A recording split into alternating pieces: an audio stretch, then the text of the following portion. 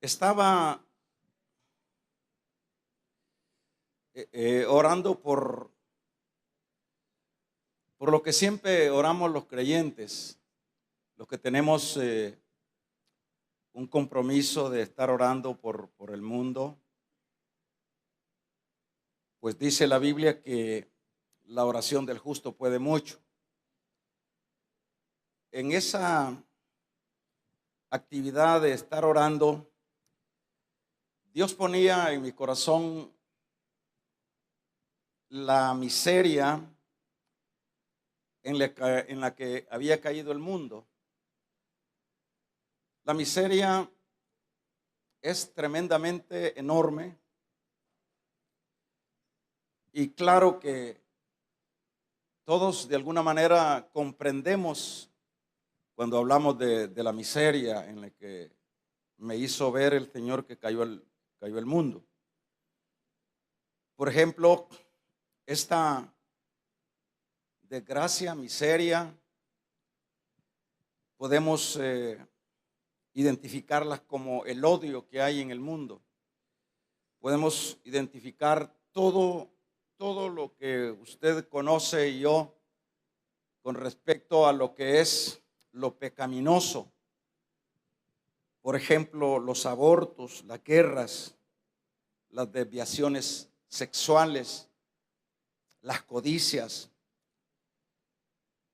y brujerías, santerías, en todos los campos podemos nosotros ver toda esa miseria.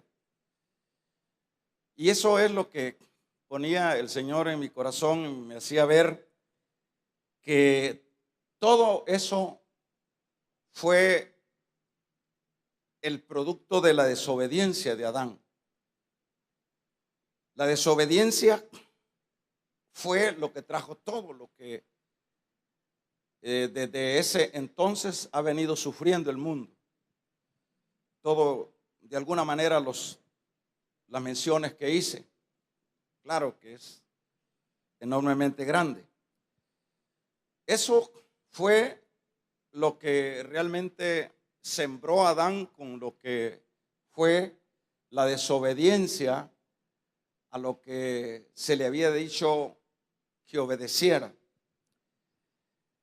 Esto no solo trajo todo esta debacle, sino que también, dicho de otra manera, el mundo, los hombres y todos en sí murieron. En el particular de los hombres, dice Romanos capítulo 6, verso 23, que la paga del pecado era la muerte o es la muerte. Eso nos puede dar a nosotros una idea de lo que hizo Adán. Lo que hizo Adán es lo más temerario, lo más terrible. Y es tan terrible que no había ninguna manera, aún siendo Dios, el Dios que todo lo puede, no podía buscar métodos, aún con todo su poder, sino que la única manera para que este hombre o estos hombres de la tierra, esta creación que Dios hizo, la única manera era que ese pecado, y eso siempre yo he insistido, el que pongamos énfasis en lo que es el pecado. Pecado, errar, pecado, mancha, pecado, suciedad.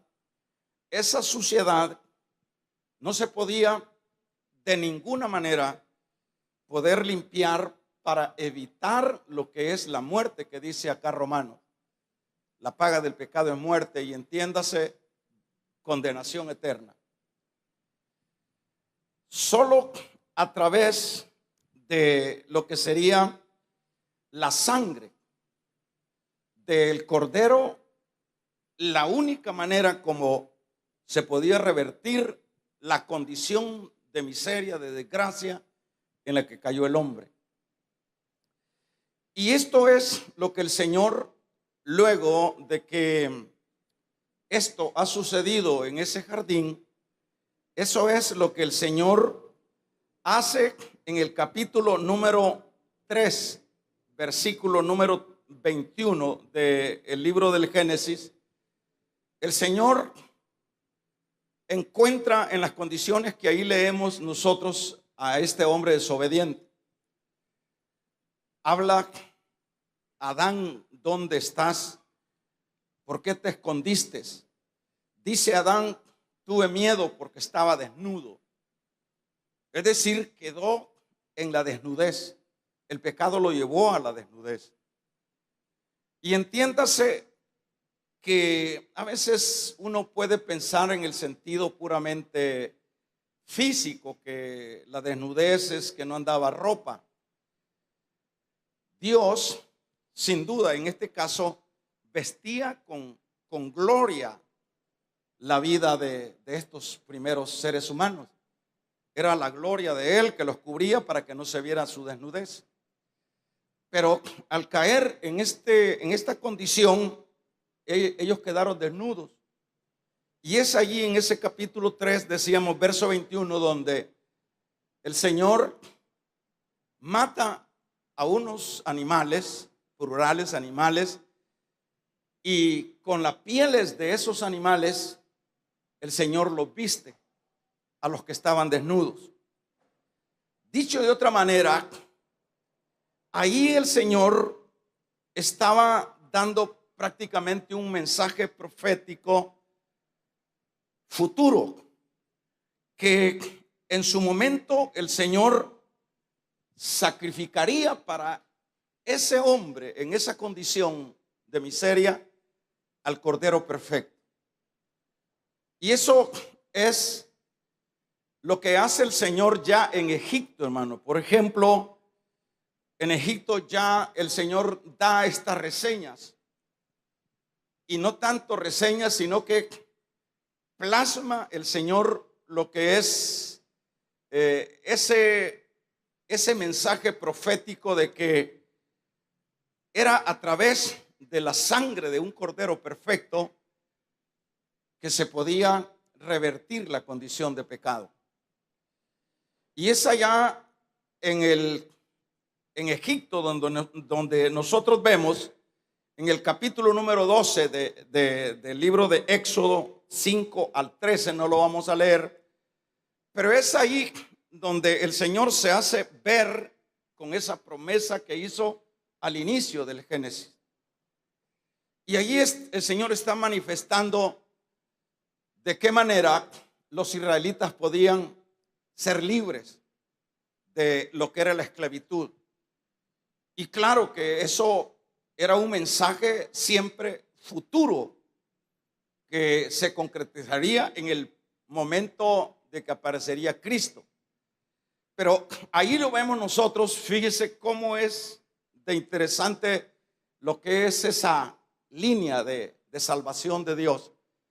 En esa ocasión el Señor dice: entren todos los israelitas y nadie salga de sus casas, porque pasará el ángel de la muerte.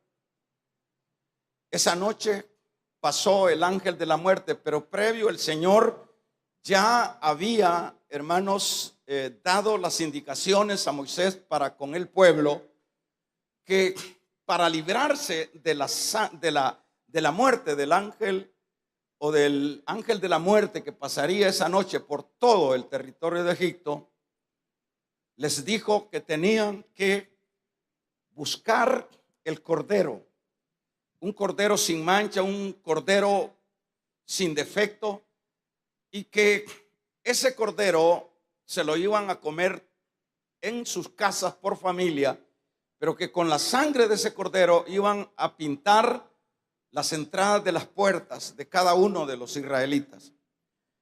Y la Biblia dice que cuando vino el momento de la muerte de todos los primogénitos, el ángel pasaba, ¿verdad? Pasaba por las colonias o los lugares de residencia de los judíos y decía a entrar para matar al primero que había nacido en esa casa. Pero luego que veía la sangre, se retiraba y se iba el cordero, el ángel de la muerte. Y eso estaba tipificando lo que era ese todavía futuro, diríamos, mensaje profético que el Señor había dicho. Y nosotros vemos luego de siglos, en el capítulo número 1, verso 29 del Evangelio de Juan, cuando dice Juan: he aquí el Cordero de Dios que quita el pecado del mundo. Allá en el capítulo número 23 de Mateo, verso 17, hay una voz que dice: este es mi Hijo amado, en quien tengo contentamiento. Es decir, ya Cristo apareció en escena en su ministerio, y en el capítulo número 26 establece la cena. Establece la cena en el capítulo número 26, de los evangelios, en el particular de Mateo, establece, y luego que en esa ocasión están juntos para celebrar la Pascua.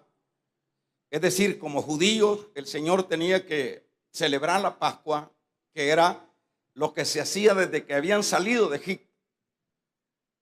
Y en este caso, en esta ocasión, cuando el Señor está allá para ser sacrificado, los reúne.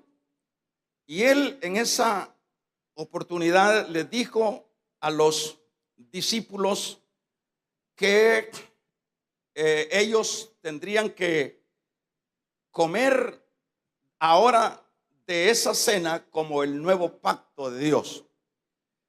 Eso lo dejó establecido.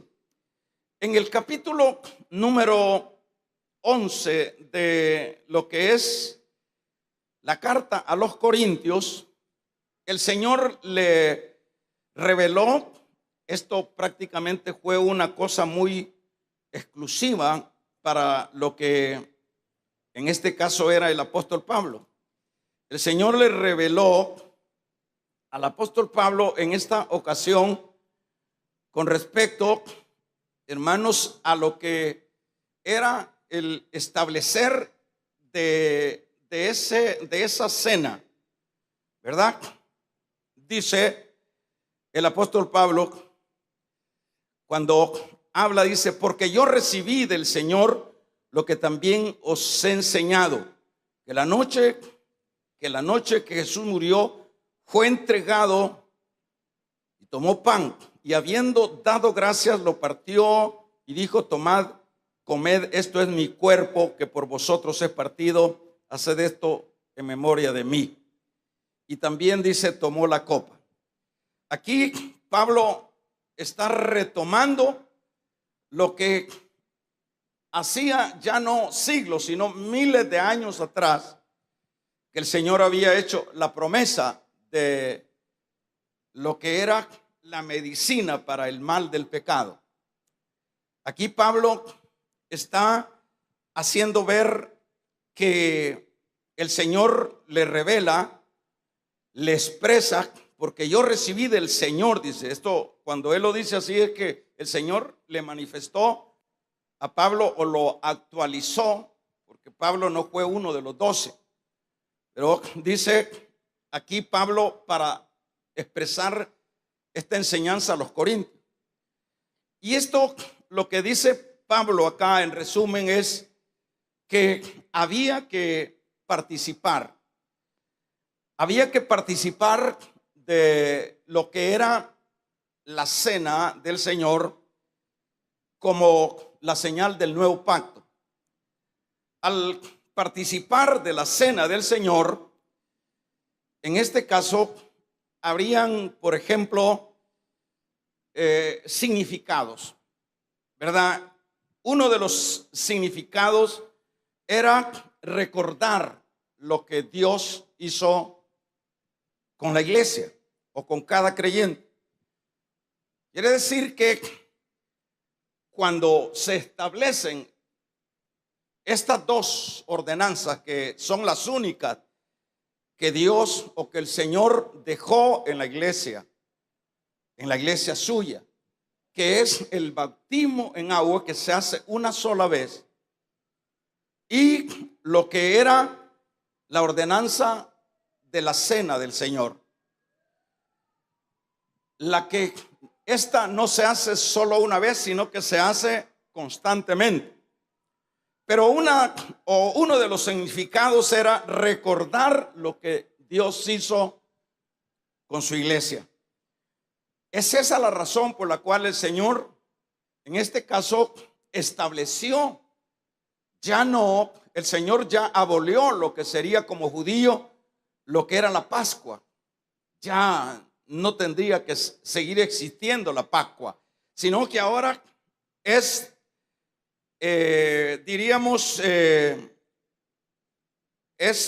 plantada o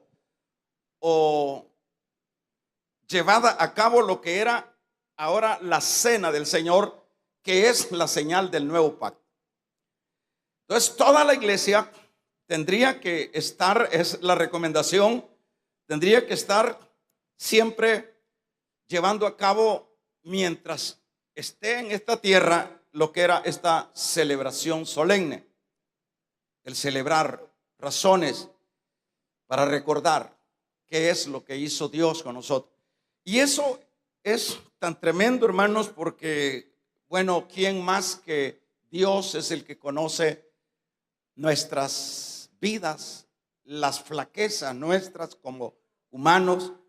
¿Quién más que Él? Entonces, en este caso, Él está diciendo, es necesario, así como los judíos celebraban la Pascua para recordar que Dios había hecho con ellos en Egipto, liberándolos a través de un cordero, también en el nuevo pacto, esta es la práctica con la misma finalidad de recordar lo que Dios hizo con nosotros. O sea que por eso es que es tan delicado el despreciar la cena del Señor. Por eso es que cuando uno es, no le da importancia a lo que es este acto, hermanos, maravilloso, glorioso, yo decía el domingo, es hasta peligroso, porque se está desestimando lo que se hizo. Pero cuando venimos y juntos estamos celebrando la cena, estamos rememorando lo que hicieron por nosotros. Es decir, nosotros necesitamos que nos muevan el agua, necesitamos que nos toquen y que nos digan, mira, ¿qué hizo Dios por ti? ¿Y cuáles son los momentos oportunos para poder recordar esto? ¿Verdad? Entonces, es una de las finalidades. Segundo, proclamar al mundo que Cristo murió por los pecadores. Aquí estamos dando también un testimonio al mundo. También un tercer aspecto es la comunión de la iglesia. Lo que estamos haciendo, por ejemplo, lo que significa cena es igual comunión. Por eso es que los judíos, y en la Biblia usted no oye el Señor fue a almorzar, el Señor fue a desayunar, solo se habla de cenas, comunión. Entonces, esto es, claro que él almorzaba, pero el énfasis es comunión. Cuando estamos acá como un solo cuerpo, ¿verdad? Salvos por su gracia, estamos en comunión los unos con los otros. Amén. Ahora, claro que, hermanos, esto yo lo vivo y tenemos que vivirlo y tenemos que disfrutarlo todo. Vamos entonces a ir finalizando lo que es este pensamiento, pero ¿qué es lo que últimamente se debe de hacer como para, aparte de lo que ya dije, para llevar a cabo lo que es la celebración de la cena? Bueno, primero, siempre es importante hacer un autoexamen, cómo estamos con Dios. Si estamos reconciliados con Dios, es eso lo que interesa, que estemos reconciliados con Dios. Que por otro lado, que estemos, hermanos, también reconciliados con el prójimo. Que como creyentes nosotros podamos estar siempre siendo coherentes con lo que decimos ser. Pero no podemos estar ahí en pleitos, no podemos estar ahí enemistados si somos parte del cuerpo de Cristo. En resumen, esto es lo que Dios, hermanos, hizo en su misericordia para limpiar la terrible mancha del pecado. Nosotros, si vemos en términos generales la miseria de este mundo, realmente es espantoso. Pero qué lindo que Dios no dejó a su criatura abandonada. Qué bueno es Dios que estuvo dispuesto a dar la medicina. ¿Y qué medicina? La que jamás se pudo encontrar en los cielos y fuera de los cielos. Solo, es decir, fuera de su Hijo. La medicina estaba en el cielo, pero lo terrible era que esa medicina implicaba a su Hijo. Y eso es lo que hizo Dios por nosotros. ¿Qué deberíamos hacer nosotros? Agradecer, hermano. Porque estábamos muertos en nuestros delitos y en nuestro pecado por la culpa de Adán. Pero el segundo Adán, dice lo que leíamos, dice, por su obediencia nos trajo la justicia de Dios. Qué lindo que él obedeció. Y ahora nosotros tenemos vida y vida en abundancia. Gloria a Dios. Amén. Para que